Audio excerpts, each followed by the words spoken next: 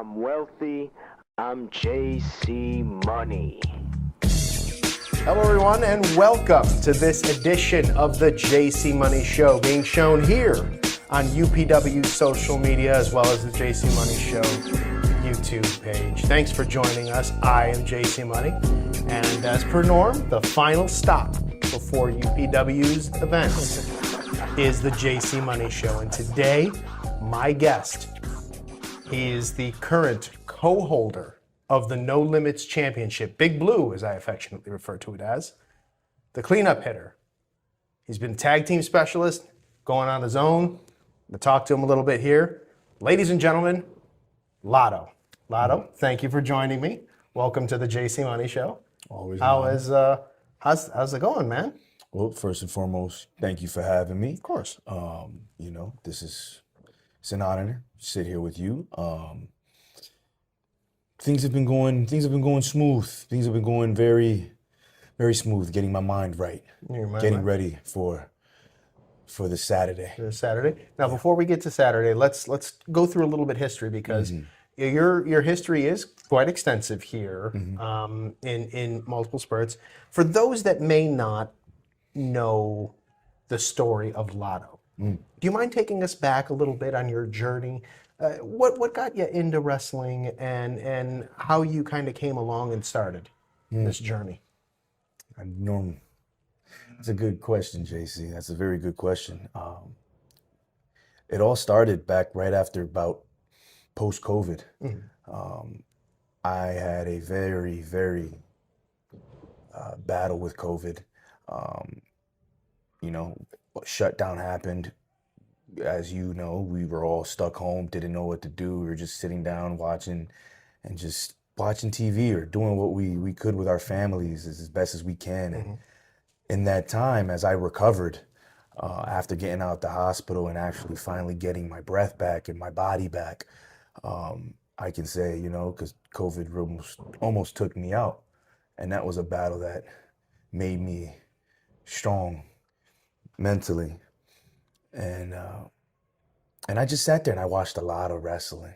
I was watching a lot of wrestling, just figuring out what am I going to do with life? What does life have for me? And Was wrestling something always that you had been a fan of, or was this relatively new? No, wrestling, listen, my dad brought me into wrestling. My dad put me onto wrestling as a young age. We would watch, I would make sure I have all my homework done just so I can stay up at 9 o'clock back in those Monday Night Raw eras. And then I can just stay up with him and just to watch wrestling going in. And I came in right after that golden era and I came right into the Attitude Era. So wrestling has always been It's been go-to front and for center. me, for sure.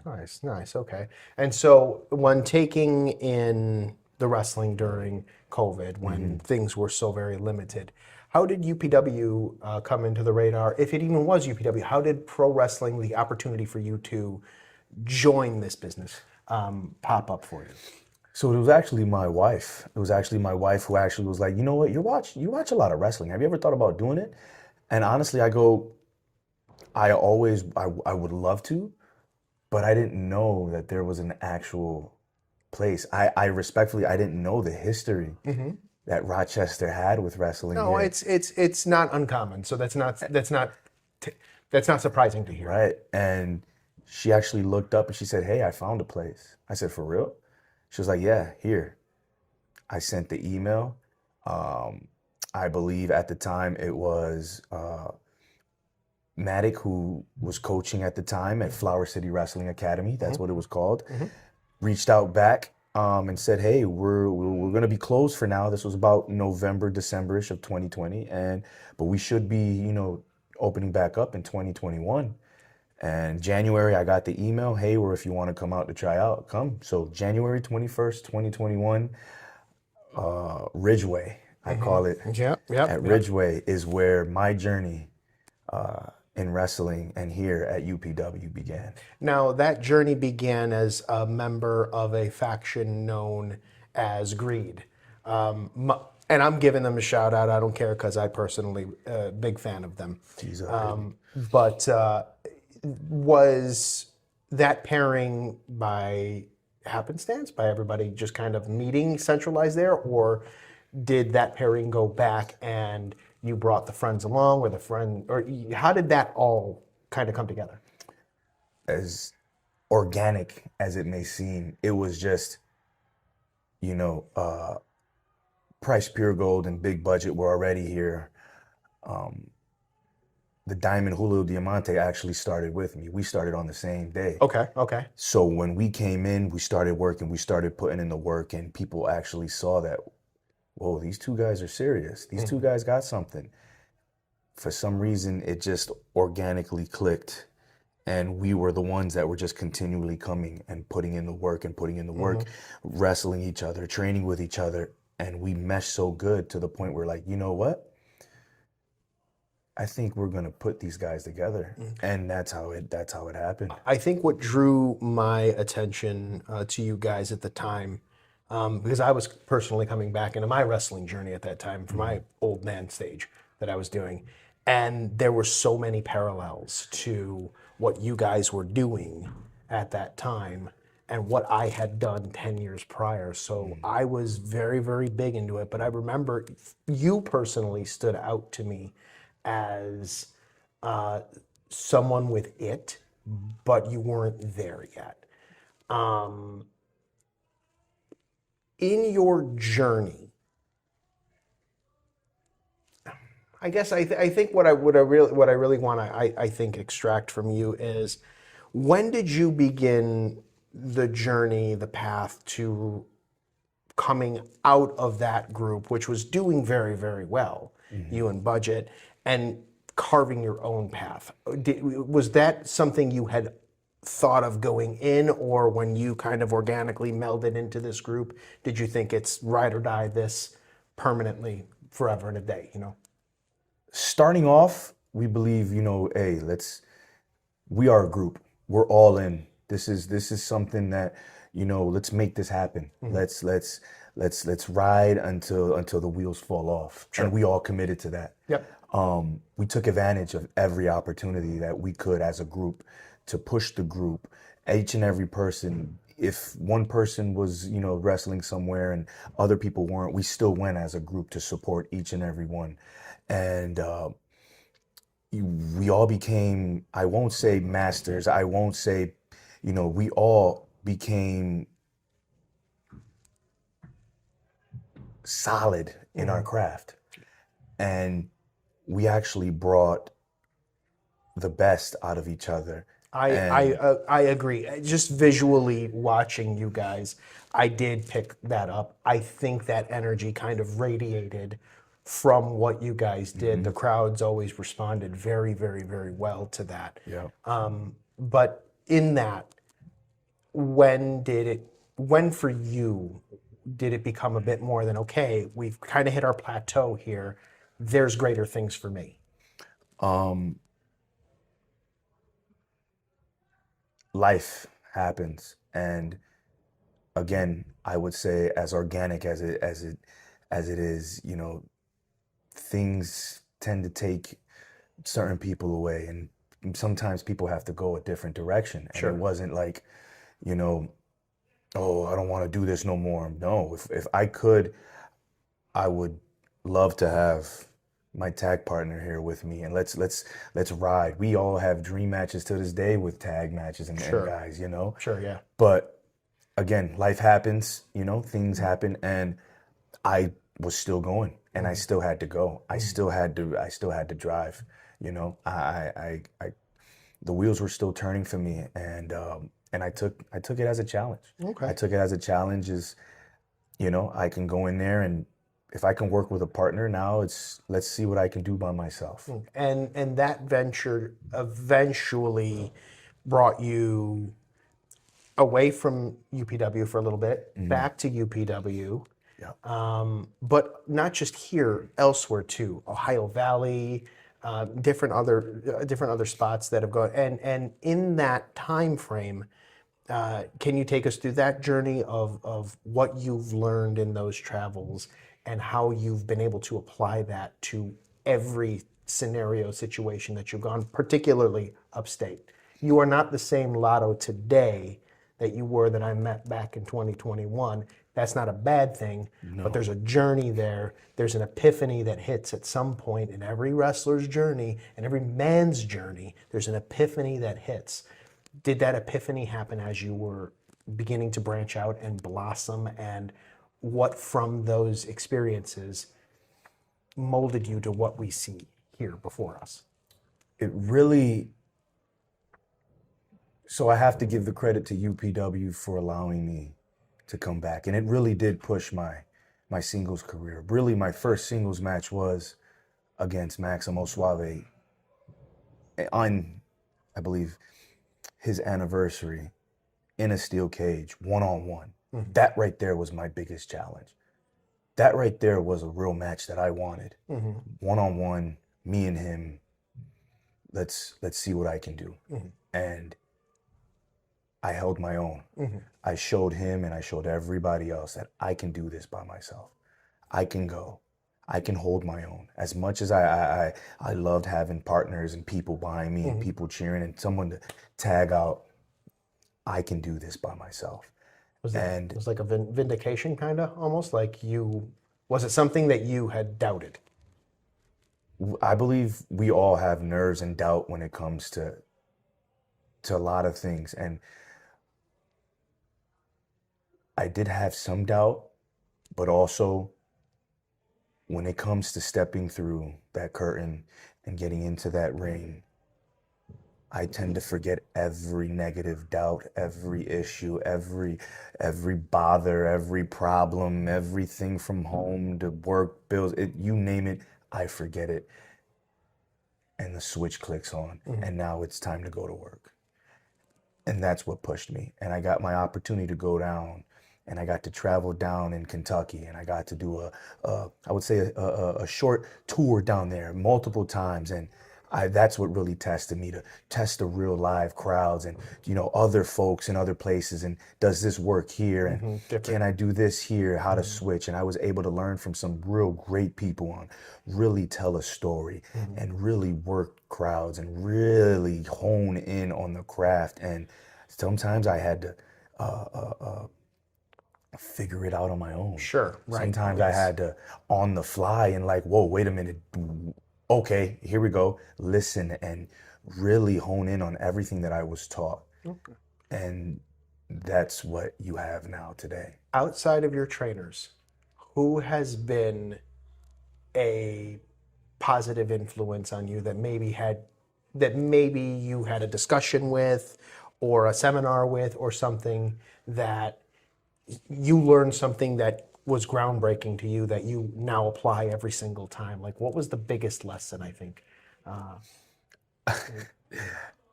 I go back to one of my first seminars that I did. It was a Jacob Fatu seminar. Okay. And it was down in, I believe, in Ashbury Park in Jersey. Mm-hmm.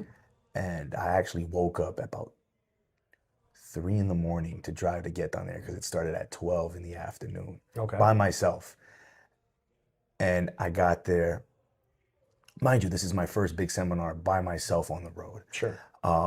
And plus, I've been watching a lot of Jacob Fatu, who is a big inspiration to me in my wrestling career. Mm-hmm. I have my fans that I have my guys that I grew up with. I have my favorites I grew up with, but in my present career, watching him, I was one of the closest ones that I could resemble and be like, wow, okay, I move like that. He was your guy. That was it. So I took advantage of that moment, got down there, and I really honed in the importance of fundamentals from him. I really honed in how important it is to know your surroundings within the ring and to make sure that everything you do is on point, and you need to be on point because,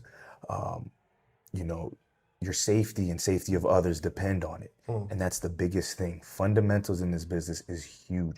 One wrong slip, you can get hurt, someone can get hurt. Absolutely. And that's the last thing we want to deal with. That's the last thing we want as wrestlers on our mind. 100%, yeah. So I got that fundamentals, and I stuck with that since I left. It was fundamentals, and when I came back home, I made sure I came to training and fundamentals, footwork, body placement, you name it. I made sure that I was on point because I wanted to make sure that everything I do, every movement I do is smooth. I watched Randy Orton because that's one of the kings of movement. No wasted no wasted movement, and then it really clicked when I saw that. But to answer your question, someone that isn't my mentor was actually the conversation I had with his brother, Journey Fatu. And at first, you know, I have my my ink. I have my war paint, my tattoos. And when I first came in, I was a little nervous because I didn't know how I would be received wearing this. And I didn't want to disrespect nobody. That was never my intention. I don't want to disrespect. I never want to disrespect any cultures. I didn't know that. But meeting them and them seeing me, they actually thought, "Oh, we thought you was one of us. Oos, we thought you thought." I was like, "Nah, man, I'm Puerto." But to meet with him, and he goes, "Listen, you know what? No, you're Puerto Rican too. You know, we're all from the island. You know." And he gave me 5 things. It's all about the family. It's all about the culture. It's all about God. It's all about loyalty. It's just respect. It's everything we have. But you know what? Just because you wear that don't let that take away from nothing. You go out there and you represent yourself. You be as strong as you can. Be you. Don't worry about what that has nothing to do with anything. You know, that's a good principle, core value of life, not just wrestling. Life. There's many avenues in and out of wrestling, in and out of entertainment that those principles could apply to, and you can achieve success in those ventures as well. So that's very good advice. Yeah, it was a very good talk. It helped my confidence, and respectfully, from that day on, I didn't wear it. I literally started training with a turtleneck just because I didn't want to be perceived as something or just looked at as something because of my tattoos. But from that day on, I felt the confidence. Let it be. Take my shirt off. And then everybody was like, "Oh, wait, are you?" I'm like, "No, I'm not. I'm this." They're like, "Okay, move it." It didn't make nothing. It actually, I was able to embrace what was going to come towards me. Negative, positive, wrestling-wise, I was able to embrace it, love it. And to this day, it's like amazing. And I made great friends down the road from that. And that's one thing that really did help me. That's awesome. That's awesome. And it's great to hear. And it's great to kind of, share some of that with the audience. I know, we're in an era of pro wrestling where it's really weird. We can flip to character, we can flip out of character, and somehow it all makes sense. So giving, I think, that perspective and that little look into your journey, because I'm sure you could probably go on for quite a while with different stories and everything, but just to give that optic, I think helps set the scene now to UPW official business, where it was last year's anniversary Anarchy, where you and Maximo competed for the No Limits Championship. And I was the MC for that event. And I can remember very vividly the vignettes leading up to the match, and you kind of had a feeling, you knew that, there was something there. And then after the match, when Maximo had won the championship, and then you had come from behind and you had hit him, and I passionately told you were better than this, and dramatics and all that stuff. But from that point, the story, it became less about, I think, the title, and it seemed to start getting into a bit more of a personal space with you and Maximo. Going through the past calendar year with relation to you and him and the No Limits Championship, he had the championship. There was Samson Alexander was in the mix in there at some point. And then we get to this past September or October, I can't remember offhand, I apologize, but where you guys were in the cage, double pin, co-champion. When that decision was made, take me through that. Of all the things that I have personally done, co-champion has never been it for me. How did that first off make you feel? And did that help bolster the the personal beef behind it, or is there more to this story? Is there more to you and Maximo that even supersedes the championship? Because to get to the point where we're getting to tomorrow night, which we'll talk about in a little bit, Rican to Rican, my man, it takes a lot to get there.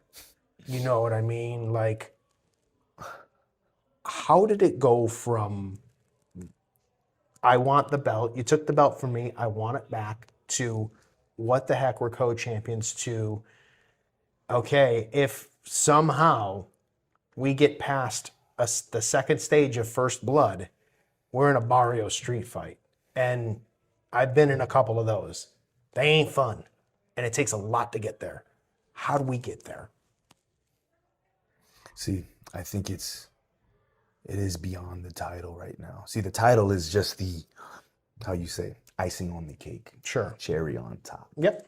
You know, get through all this. This is what you get. Mm-hmm. And that's a wonderful thing. That is a beautiful thing. There's nothing like being No Limits champion here in UPW. No, there's I have not. to say, I give you your credit. You've held it. Yes.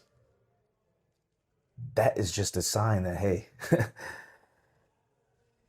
you're coming up, and there's going to be some good things in your future. Yeah. That just says you can go, you can hang, right? It's a statement title. But it being Maximo Suave, it is very personal. See, this is someone I considered a mentor. This is someone who locked eyes on me, and not me asking, not at all, not me, hey, no, he came and saw something and was like, hey, you know, bam, let me, try, this, and just offered his advice and allowed me, and I respectfully.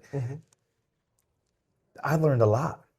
This is something, in my early days, just learning. Yes. Invited me into the cars. I did early on. I did what any, rookie would do. Sure. If a vet invites you in the car, that tells you something, but it's time to learn. Mental notebook, regular notebook, I learned and learned. Fast forward to get to this point now. It's beyond the belt. It's personal, and and it's been a year brewing. Yeah, a year brewing. It came to a head in a parking lot at another organization. Like, for it to spill elsewhere, with knowing the ultimate centerpiece, to me it seemed there had to be there had to be more to this. If it's not about the championship solely, what is it about? It's about me making a statement, adding to my career, going forward, climbing the mountain at UPW.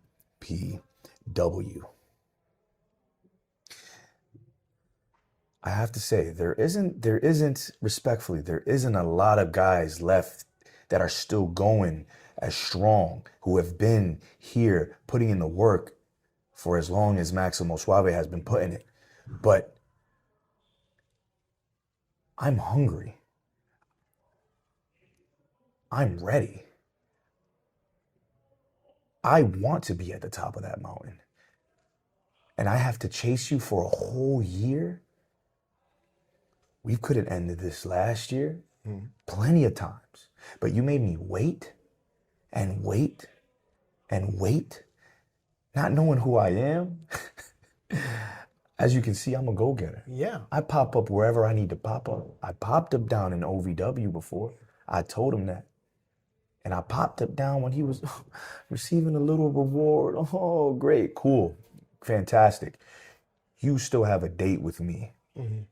You still owe me mine. So the personal aspect is you gave him the respect of accepting his mentorship and truly feeling like, hey, this dude sees something in me. And then he disappointed you by challenging you for the title, taking the title, not giving the title. Where's that disconnect? Where is that? And even more than that, after Saturday, after tomorrow night, when it's all said and done, will this be over? Will you guys be able to, or is it just damaged beyond repair? The way my mind has been running, preparing, since September, since we double pinned each other, since there wasn't a clear, winner out of that match, and having to wait until now to finally get our hands on each other. 3 stages of hell. I can't answer what's going to happen after the bell. Do you think he's as hungry as you? I mean, he still has some gas in that tank. I don't think he's hungry as me. I don't think he wants it as more than I do. I believe, respectfully, I believe he's gotten a little bit too soft. He cares about his legacy, cares about awards and statements. He went from wearing tights and showing that real suave to now wearing suits and dancing and, I won't say, holding bags, I mean, anything for a good, another plane ticket, I guess. All right. I pick up what you're putting down. Yeah, exactly. He's not as hungry as mine. Since September,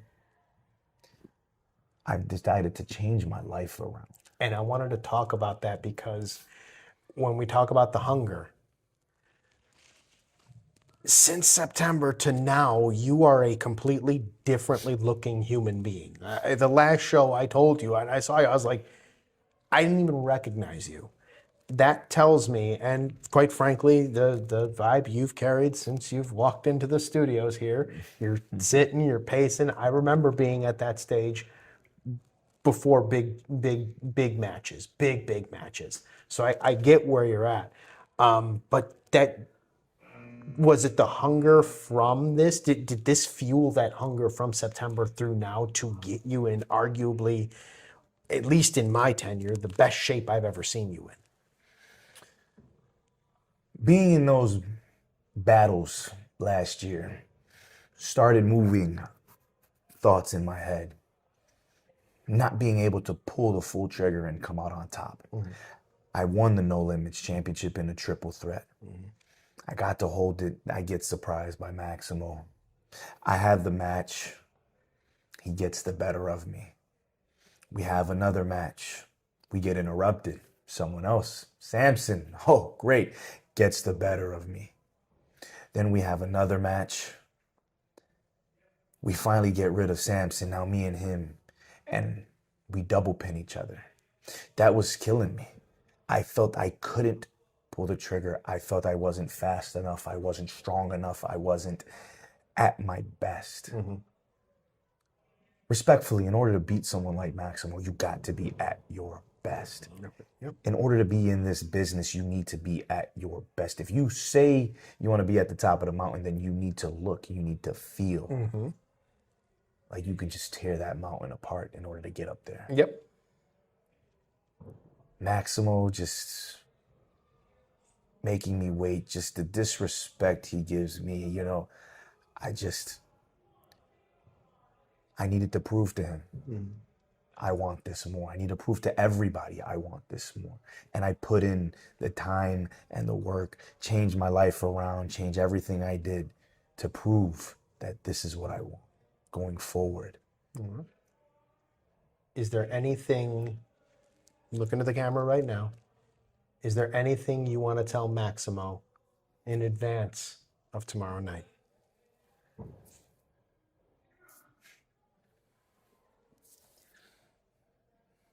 Maximo Suave.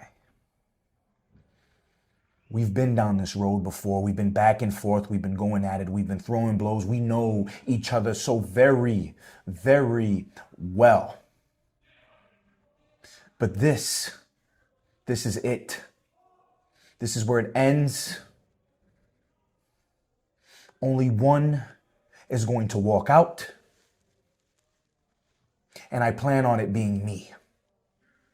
I don't care about your legacy. I don't care about your career. I don't care about none of that. I care about me beating you 1, 2, 3, becoming No Limits champion, and setting up my road to being the face, the man, the one, the top, the king of the mountain here at UPW. So Saturday, Anniversary Anarchy, 3 stages of hell, you said it. Now, you've heard the matches, right? You've heard regular match. Regular match, First Blood, and a Barrio Street Fight. So let me ask you this. Are you going in game planning to just 1, 2 and not even get to that 3rd stage? See, I'm not giving it. I'm not doubting him. He's gonna come in with a fight. He's gonna do what he has to do to take me out because I am bigger, I am stronger, I am faster. I don't discredit all the years he's put in. He knows how to get around. But I plan on beating him down each and every minute, every fall I have to, until he is lifeless, he cannot move, and his shoulders are pinned down. If that's for 2 falls, if that's for 3 falls, no matter what it takes, I plan on ending Maximo Suave. All right, damn. Wow. Powerful, powerful words. One last question as my microphone thing kind of falls off there. Live TV. Live TV. Hey, you close that. You close that. You close that quietly, please. You close that quietly, please. Interns. Last word. Assume you win the No Limits Championship. Mm-hmm. What's next?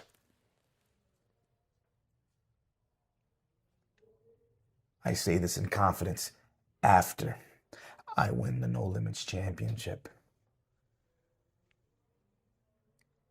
That right there sets me up to be the man here in UPW. All right. Very fair. To be the man, you know, that's what everybody wants to be. Everybody wants to be the man. The No Limits Championship is that statement championship. It's that statement title that solidifies you as coming. You're coming. You're heading there. And I plan on being the best reigning, defending No Limits Championship. See, the No Limits Championship, you really have a lot with that title to uphold, and I plan on upholding it as long as I can. Absolutely. And if I don't, I always have a plan B. Oh, there's always a plan B.